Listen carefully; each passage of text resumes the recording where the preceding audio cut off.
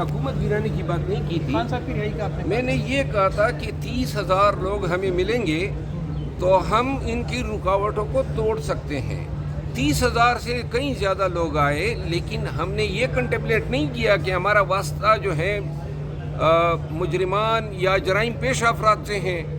یہ ریاست کی شکل میں مافیا ہیں. انہوں نے نہتے لوگوں پہ فائرنگ کی، تو فائرنگ کے حوالے سے یہ تو ہماری سوچ ہی نہیں تھی. ہم اتنا جبر، اتنی شفاقیت ان سے توقع ہی نہیں کر رہے تھے. دوسری بات یہ، جب جنرل ڈائر نے فائر کھولا تھا تو اس پہ ہنٹر کمیشن بنا تھا، اور ہنٹر کمیشن میں اس کو موردی الزام کس بنیاد پہ ٹھہرایا گیا کہ جنرل ڈائر نے فائرنگ کھولنے سے پہلے وارننگ ہی نہیں دی تھی.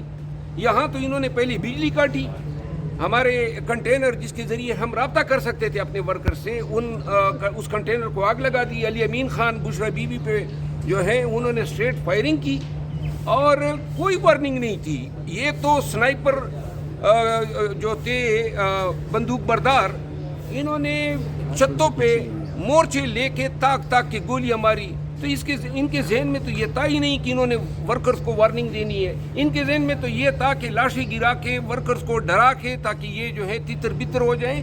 یہ ان کا مقصد تھا. اس وجہ سے انہوں نے سنگین جرم کا ارتکاب کیا ہے اور ہم ان کو پروسیکیوٹ کرنے جا رہے ہیں. سر وہ پروسیکیوٹ کس انداز میں کریں گے؟ کچھ تقاضے دائر ہو رہے ہیں کیا؟ جی ہاں، سردار لطیف کوسا صاحب جو ہیں اس کو ہیڈ کر رہے ہیں. پارٹی کا فیصلہ ہے، اور کل میری کوسا صاحب سے بات ہوئی. اس ٹیم کا میں بھی حصہ ہوں، اور انشاءاللہ عنقریب 1-2 ایام کے اندر جو ہیں استغاثے دائر ہوں گے. فی الوقت ان مقتولین یا شہداء کی طرف سے، ورثاء کی طرف سے اور پارٹی کی طرف سے جن کے مکمل کوائف ہمارے ساتھ ہیں. تو جو لوگ مسنگ ہیں 200 کے قریب، آپ نے کچھ دیر پہلے بھی بتایا کہ آپ کے لوگ مسنگ ہیں، تو ان کے وارث، ان کے ورثاء موجود ہیں؟ ان کے کوئی ڈیٹا آپ کے پاس ہے کہ کون؟ جی، ڈیٹا اس پہ بھی علیحدہ کام ہو رہا ہے، اور اس کے لیے شاید ہمیں عدالت عالیہ سے بھی رجوع کرنا پڑے، کیونکہ وہ مسنگ پرسنز ہیں. جب تک آپ مسنگ پرسن کا پتہ نہیں چلتا تب تک شہداء کی حتمی تعداد بھی نہیں بتائی جا سکتی. تو یہ بتائیں آئندہ کا نیا عمل کیا ہوگا آپ اس معاملے پہ؟ یہ قانونی چارجوئی ہے نا، استغاثے کی شکل میں ہے. پھر مسنگ پرسن کے لیے پٹیشنز ہوں گی، ریٹ پٹیشنز ہوں گی. اور اس کے علاوہ یہ جو 15 کی کال ہے، یہ بھی تو ایک امیڈیٹ رد عمل ہے اس ظلم و جبر اور شفاقیت کے خلاف پارٹی کا. اور میرا خیال یہ ہے کہ جنوری کا مہینہ ہمارا نکلے گا یہ قانونی چارجوئیوں میں. تمام ہمارے 5,000 سے زیادہ ورکر صرف تو اسلام آباد میں پابند سلاسل ہیں، ان کو نکالنا ہوگا. اور یہ لیفٹ کی ٹیمیں لگی ہوئی ہیں، سب لگے ہوئے ہیں. پھر ہم خود ملزم بنے ہوئے ہیں، روزانہ ایک عدالت سے دوسری عدالت جا رہے ہیں. ہماری ساری قیادت ہر FIR میں وربیٹم ہے، نام اسی ترتیب سے دیے گئے ہیں. تو لہٰذا اس قیادت کی بیلے کرانی ہے، اور ان ساری چیزوں کو ہم نے بھگتنا ہے.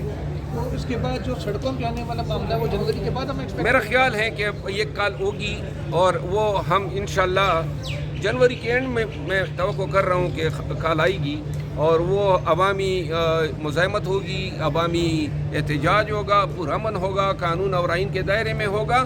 ہمیں علم ہے کہ اب تو یہ مارتے بھی ہیں، تو یہ تمام چیزیں مد نظر رکھتے ہوئے ہم پھر آئیں گے. مارنا چاہیں تو پہلے بھی انہوں نے مارا، دوبارہ مار لیں. سر ایک شکایت بہت سے لوگ یہ کر رہے ہیں، آپ کے مخالفین جو ہے PTI کے اندر، آپ کے ناقدین بھی ہیں. یار میری آپ بات سنو نا، صرف ایک سوال ہے، میں آپ کو ایک عرض کروں. وہ کہتے ہیں فائرنگ کے ٹائم آپ بھی موجود نہیں تھے یہاں پہ ڈی چوک میں، جب کہہ رہے ہیں جب فائرنگ آپ کہہ رہے ہیں کہ ہوئی ہے مظاہرین کو، اس وقت کہہ رہے ہیں مروہ صاحب بھی یہاں نہیں تھے، ساری قیادت بات نہیں تھی. اس پہ وہ بات سنو نا. پہلے تو بات یہ ہے کہ کسی کو پتہ تھا فائرنگ ہوگی؟ ناقدین کیا مطلب؟ نمبر 1 نہ، یہ ناقدین وہی بغیرت لوگ ہیں جو خود آئے ہی نہیں تھے. دوسری بات یہ ڈی چوک سے پہلے جو ہے، جو پارٹی نے میری ڈیوٹی لگائی تھی وہ یہ تھی کہ میں نے یہاں پہ جوائن کرنا ہے. ان کے ساتھ میں نے جوائن کیا اور ریلی کی قیادت کی. کلثوم اسپتال تک آیا، وہاں پہ مجھے یہ ڈیوٹی تفویض ہوئی کہ لوگوں کو ڈی چوک کی طرف بڑھنے نہیں دینا ہے. میں نے روک کے لوگوں سے خطاب کیا، ان کو منع کیا. میں کوئی 26-27 گھنٹے سے جاگا ہوا تھا. میں 5:30 کے بعد میں چلا گیا سونے کے لیے.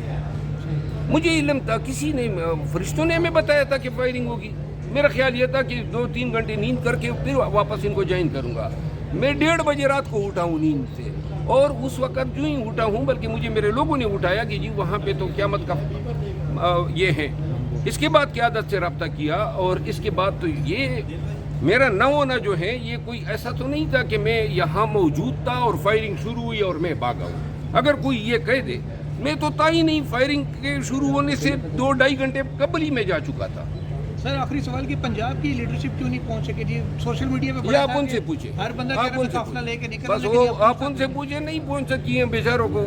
ادھر بھی کافی تکالیف اور راستے انہوں نے بند کیے تھے, اور باقی یہ سوال ان سے بنتا ہے. کوئی اور اچھا مروت صاحب یہ بتائیے گا کہ اس وقت ملٹری کورٹس کے حوالے سے بتایا جا رہا ہے فیض حمید کو چارج شیٹ کیا گیا ہے, فیض حمید صاحب کو چارج شیٹ کر لیا گیا ہے, ذرائع کہہ رہے ہیں.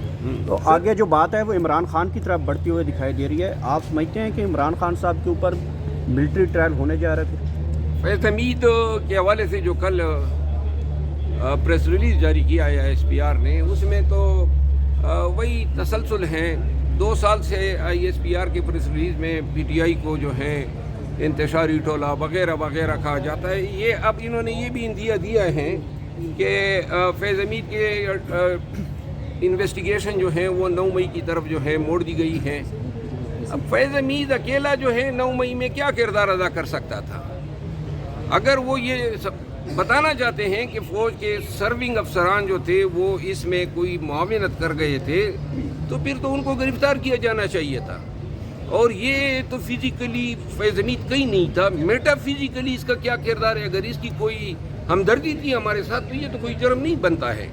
پھر اگر اسی بہانے وہ خان کو ملٹری ٹریبیونل میں لے جانا چاہتا ہے تو یہ بھی ڈیپینڈ کرے گا اس کیس پہ جو یہاں سپریم کورٹ میں زیر سماعت ہیں اور جس کو اب 12 کو ٹیک اپ کرنا ہے, کہ آیا سویلین کے ٹرائل اس طرح ہو سکتے ہیں.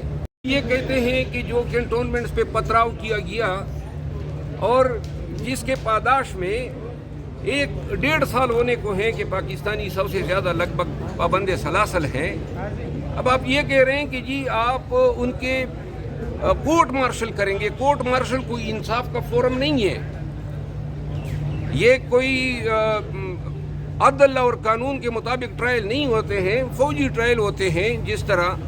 اور یہ جو فیض حمید کے کورٹ مارشل ہیں اس کو تو انہوں نے سول مقدمہ بنا دیا ہے. 4 مہینے میں تو یہ فرد جرم بنا سکے. اس کا مطلب یہ ہے کہ یہ لیوریج کے طور پہ استعمال کیا جا رہا ہے. کورٹ مارشل جو ہیں وہ تو ہفتے 10 دن کی کارروائی ہوتی ہے, 4 مہینے میں آپ نے فرد جرم بنا دیا.